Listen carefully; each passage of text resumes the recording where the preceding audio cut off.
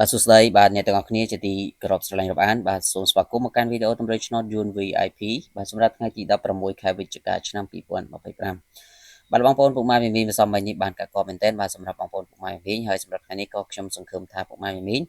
នឹងទទួលបាននូវលាភសំណាងទាំងអស់គ្នាប៉ុន្តែបងប្អូនក៏កុំភ្លេចជួយចុច follow page ចុច like ចុច share ដើម្បីបងប្អូនថ្មីៗបានទទួលគ្រប់គ្នានៅវីដេអូនេះហើយបងប្អូនក៏នឹងទទួលបាននូវលាភសំណាងបងប្អូនគ្រាន់តែធ្វើការ comment ហេងៗទាំងអស់គ្នាបងប្អូននឹងបានត្រូវឆ្នោតបាទសម្រាប់ថ្ងៃទី16ខែ11នេះ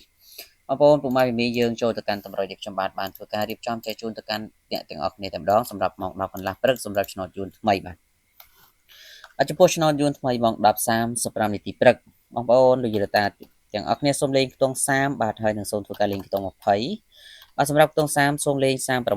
37បុក A B C D បាទហើយចំណែកខ្ទង់20វិញគឺយើងយក20គាត់22បាទ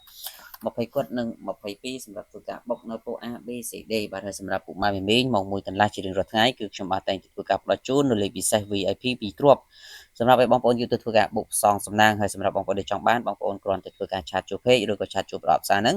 បងប្អូននឹងទទួលបានលេខតូច2គ្រាប់ប៉ុន្តែតម្រូវឲ្យបងប្អូនធ្វើការលេខទាំង4ប៉ុស្តិ៍ A B C D ហើយសេវាវិញគឺត្រឹមតែ50000រៀលទេបាទឆ្នោតចិញ្ចឹមទៅយកសេវាតាមក្រោយសម្រាប់ម៉ោង4កន្លះឆ្នោតយួនចាស់ក៏ដូចគ្នាបាទគឺយើងមានលេខតូច2គ្រាប់លេខ4ប៉ុស្តិ៍សេវា50000ដូចគ្នាចាំបងប្អូនដែលមានបំណងចង់លេងជាមួយខ្ញុំបាទបងប្អូនគ្រាន់តែធ្វើការឆាតចូល page ដើម្បីជួលេខទៅលេខបានបាទ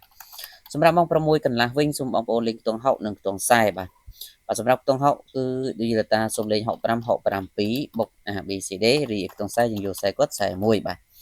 អញ្ចឹងសម្រាប់ថ្ងៃនេះខ្ញុំបាទក៏មានតែប៉ុណ្ណឹងក៏សូមអរគុណជូនពរសំណាងល្អទាំងអស់គ្នាសូមគោរពលា